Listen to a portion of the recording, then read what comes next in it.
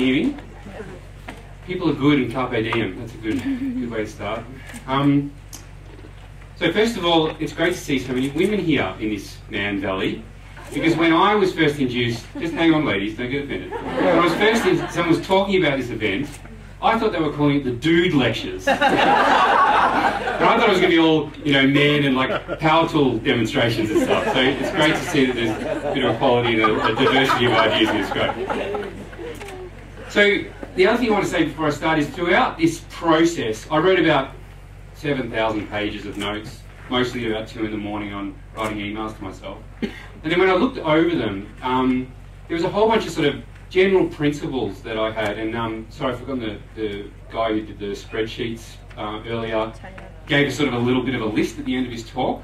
Well, I did that too, and because I've only got 20 minutes, I made my own little list, and it's called The Trite Cliches I Still Think Are Worth Remembering. And there's a bunch in it, and I've got one for each of you, and I thought you could put it on the back of your toilet door, and what you can do is you can scribble out the stuff that you don't agree with, that's fine, no problem, and maybe there's plenty of space around the edges if you want to put your own things, just to think about kind of I just kind of thought, you know, like a doer's manifesto or something would be kind of fun. Yeah. So there's a bunch of those, and I don't know why I'm talking, you know, they're down here, I'm going to pass them out. So that's just my little gift from me to you.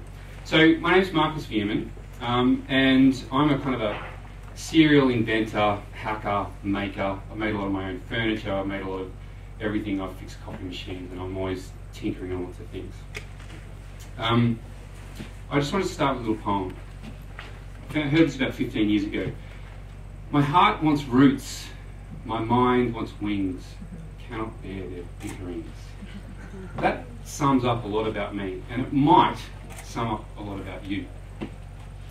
At the same time that I'm drawn to the new, to adventure, to the promise of you know, going out into the wild, as I've gotten older, there's also this kind of desire for settledness and for peace and for, you know, homeliness. And I want to kind of avoid that whole idea of a type A, type B personality. I think that actually we've kind of got all these seesaws, teeter-totters for the Americans inside us, and we're constantly balancing those things. So I want to talk a little bit about it today.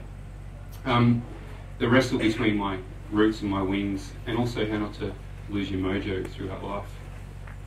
So one little random fact that came out of my notes about me is that I've never worked for a boss. I've managed to get to almost 40, and I've never had that experience of working in a corporation or being under those kind of structures, which I actually had never thought of before. But I think I just think it's interesting compared to all the other speakers. So the first 7 years of my life, I spent as an outdoor education teacher, and I took children into the bush. Added together, I've spent more than a year of my life paddling down the Murray River, and I've spent more than 3 years of my life sleeping under a tarpaulin. And some of those days were just pure joy, and I'm sure that some of the Mitagundy people here would understand that it was just such an amazing time. And then other days were just pure intensity. For a early 20-something-year-old, getting kids out to a hospital in the middle of the night because they just drop down on the floor and you don't know what's going on. Escaping from bushfires, snakes, scorpions in people's sleeping bags, random vomiting events. And so on and so on. It was such an amazing sort of first, I don't even know if I can call it a career, but an amazing time. But all of these experiences gave me this unshakable faith in the fact that children have so much more capacity, given the right environment, than we give them credit for. And I just want that to stick in your mind. In my second life, I worked on this thing called the Hands-on Learning Program in Melbourne. Basically, we worked with children on design and build projects for a full day a week between year 7 to 10, so 4 years, full day a week. It was an absolutely fantastic program. And one of these years, 10 students and me built a full-size straw bale classroom together where every single piece of material was donated by someone in the local community or was recycled. It was an absolutely amazing experience. And I think that entire thing taught me that you can take a child from a classroom that is like a wild caged animal, and you can change the environment, and you can put them in this different setting where you give them responsibility and a bunch of other factors, and they are completely different within an instant. It's quite amazing. This was a really cool project. This was We built land sailors together out of trampoline frames and old windsurfing materials. Next chapter. My third chapter, that is still continuing today, that's a long story which I won't go into, is that I followed my wife to Thailand, who had an Australian Volunteers, like a Peace Corps job.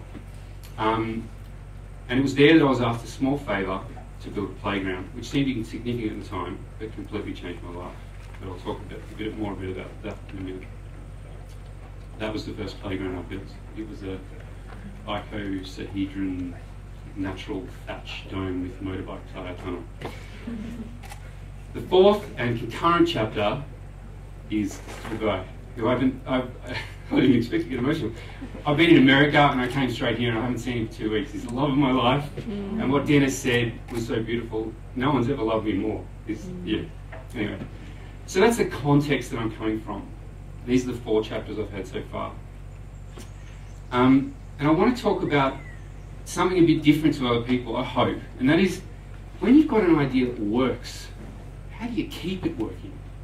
You know, there's so much talk about startups and entrepreneurs and social entrepreneurs and, you know, innovators and this sort of non-stop 24/7 learn fast, fail hard, blah, blah, blah. And the question is, what do you do actually once you get something that works? And how do you keep it going emotionally, with your family, with every other factor? That's what I want to talk about today, because I think it's really important, and in all this hype, that's a part that's missing, I think.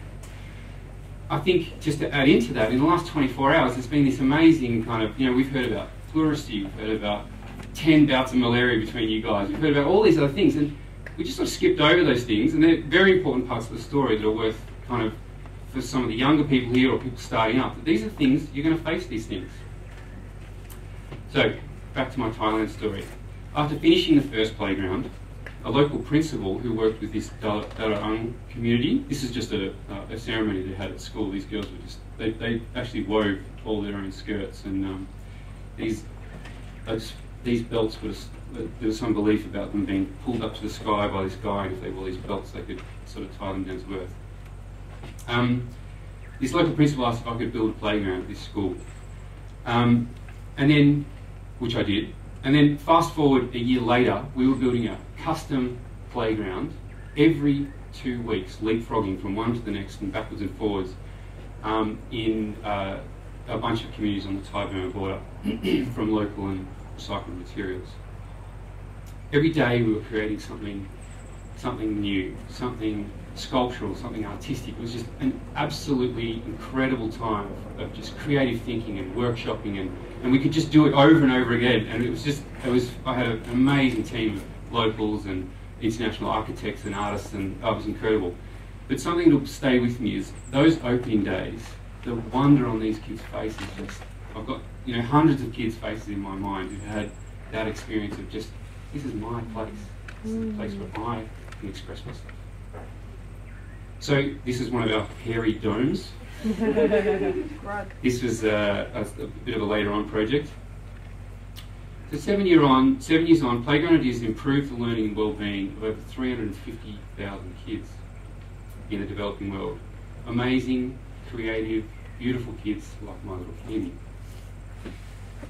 That's we've empowered over 742 local community leaders. So I'm not travelling doing that. 742 communities who've used our resources to create those spaces in over 72 countries in the world. And that's growing quickly. We expect to perhaps even double what we did last year.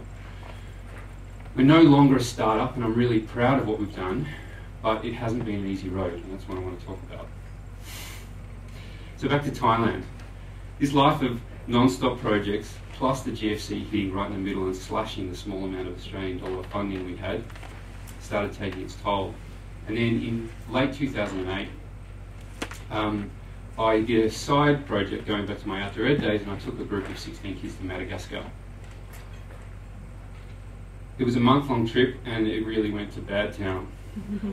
I was the first responder to a car accident where a car narrowly missed our bus and rolled off a cliff, and rolled about 3 times, and a mother and child were seriously injured. Not only that, but my entire group saw the whole thing. It went skidding past the side of the bus and then flipped over, and the baby actually fell out of the car.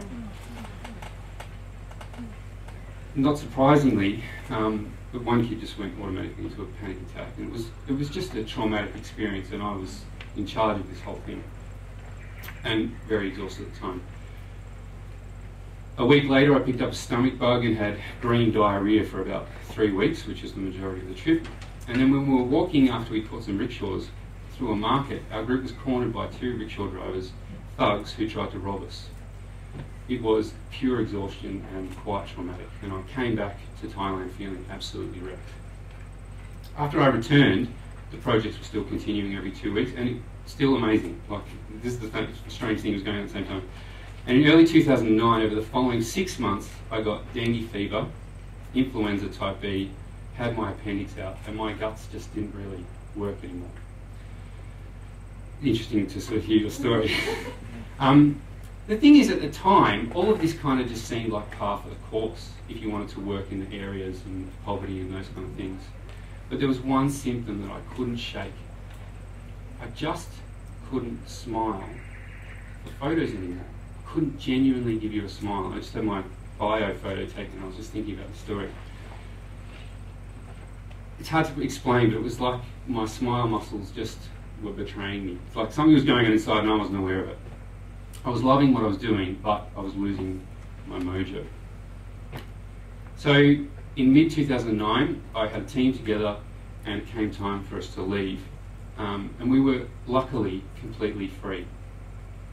No rental lease, no job, no commitments, no family ties, no nothing. So we took our wedding gift honeymoon money and we bought a Volkswagen camper van and spent 8 months driving around Europe. It was truly an incredible time. Just complete freedom, complete lack of stress. It didn't matter where we were, it didn't matter what we were doing. We could sleep, we could stop whenever we wanted. It was just amazing. If I didn't have this time to reset, I don't know how I would have continued. I don't know how things would have gone with Playground Ideas. I'm sure it probably wouldn't exist. The opportunity to have the freedom of thought from the day-to-day work brought a whole new perspective on what I'd done over the last 2 years. And as we travelled country through country, my mojo meter, if you like, was slowly restored and I got my system aligned again. When I look at the photos, you can almost see the transition of my smile coming back into the photos. So my theory is, just like an old, one of those old flat cassette players in school, they've got that little needle, there's like a green band and a little red band. We've all got a mojo meter inside us, and the people around us have also got mojo meters inside them, and we need to be conscious of those. There are things that add to your mojo, and there are things that take it away, and we need to be conscious of those things. For me, designing new playgrounds, playing with my son, riding my bike, going camping, surfing, inventing new things, fixing coffee machines, these are the things that restore me. I just want to take, I'm only going to give you 5 seconds, but I just want to think about that needle. How is your mojo, just over the last month, what would you give it out of 10? Is it in the green, is it in the middle, or is it in that last red 10%? Just have a think about that.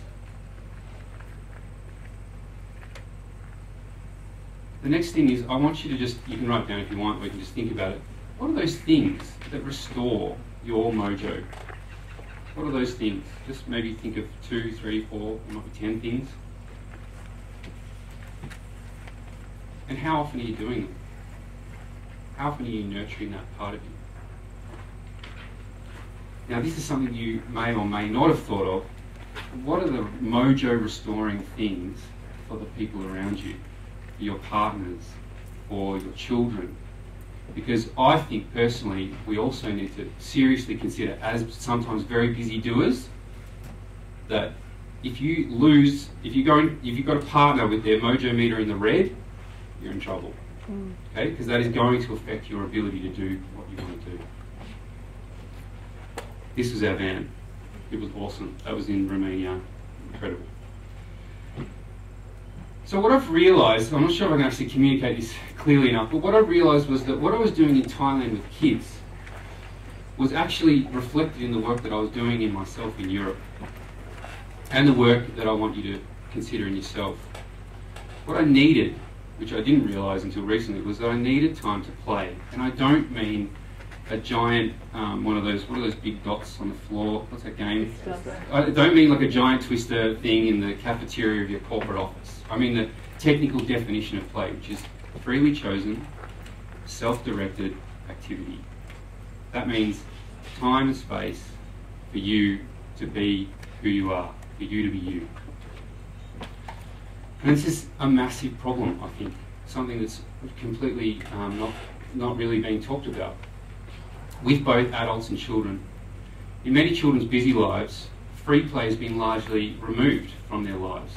They go from school to activities to sleep to screens to whatever, and there's actually very little time to be bored and then to do something, to run around the suburbs because of pedophiles around every corner. To, you know, I mean, these are real things, right? Yeah. Play is a deep biological drive to learn and adapt to life around us. It creates all the foundational cognitive, social, and physical skills to thrive, and it maintains a healthy mojo. If we want the adults of tomorrow to be better doers than us, to solve the biggest issues that society has to face, then we need them playing today. So back to my story. The combination of having that time to face those mojo issues and taking time to reflect gave me a whole new time of creativity, which ended up in us changing completely our entire approach with playground ideas. This discomfort was a sign that something needed to change, and was a huge opportunity to grow. When you're grinding away at whatever you're doing at 1,000,000 miles an hour with your nose at the coal face, you don't always get that time to get perspective on things. And when we stood back, we saw a whole bunch of things, and this was really interesting. First of all, we started getting emails from people around the world who wanted to build playgrounds, but we didn't have nearly the amount of money that we needed to fly around and help them. So this is a problem, but an opportunity. When we finalised all the financial books, we realised that 70% of all of those projects, if you just took the bit that they needed, the materials and labour in the country, 70% they had the funding for. That was a complete shock to us. There are tons, obviously, of skilled builders in every community, and they're often looking for work. And an awesome thing happened. A couple of Peace Corps workers in northern Thailand saw the photos online and copied our work and built their own playground. And that was incredibly encouraging. And basically, all of those factors came together, and we realised that if we could document all of our plans, all of our 5-step model and our safety manual and all of the little step-by-step plans and things that we did, that we could put these on an open source website, and then anyone, anywhere could build a playground. That was kind of the dream. So in that first year when we were creating the resources, this is really amazing, we supported the construction of the same amount of playgrounds that we killed ourselves on the ground building. The uptake was that quick. By 2013 we launched our official website. This is actually I think in a slum in Kenya, it might have even been the same one, where we supported 255 projects. So we grew by 500% when we launched from our blog to our website. And then the following year we did 320, and this year we're looking at, it's hard to say, but with our Google grants, maybe even 600, I'm not sure. Had we not had the brutal honesty to listen to these early challenges and taken the time to reinvent a better way, playground ideas would likely have been too expensive and too exhausting to be workable. So I just want to challenge you today, as you travel back to your spot on this giant, actually quite small rock spinning around the galaxy, to just remember to balance your roots and your wings, and to protect your mojo and the mojo of people around you. And secondly, I'd say if you have any opportunity to protect the mojo of children who often don't have the power to do it themselves, I ask you, I plead you to do that. So keep your mojo meter in check, and I personally think that if you can do that, that will make a huge difference to you guys and me being able to do well for the rest of our lives. Thanks very much. School did very, very little for me, except for one activity that I remember in primary school, and that was the teacher said to me, here's a chicken egg, we're going to throw that chicken egg off the fire escape, and you have to make it not break. And it was the first time that a teacher had really given me the opportunity to explore and experiment and play with a concept and come up with my own solution to the problem. I can see even then the seeds of what I do now. Oh yeah, rockin'. Playgroundideas.org is an organisation that helps communities to build play spaces for the children that they look after. Design, safety manuals and all of our training manuals are open source, so they can literally come in, get that stuff and just completely do it themselves. The next step is we can actually come and help to project manage and get it done, and that works well in a community where everyone's so busy. We've built in multiple countries in Southeast Asia, in Africa and South America.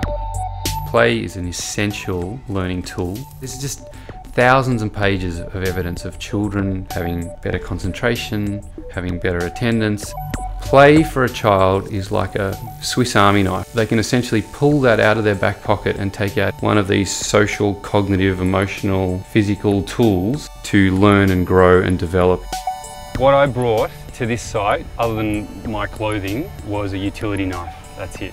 And that's because we kind of see that our job, as far as longevity and sustainability goes, is everything has to come from somewhere local, and it also has to speak of what the community is all about. I received a photo gallery of the site, of all of the pictures that the kids drew, and then I worked with the staff here. We took that community consultation and converted it into a space for the children. One example, the kids in Gulu do a lot of dancing.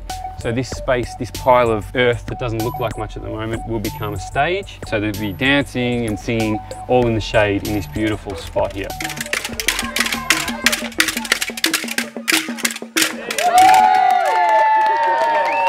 Okay, go, time to play. Up you go, you can go.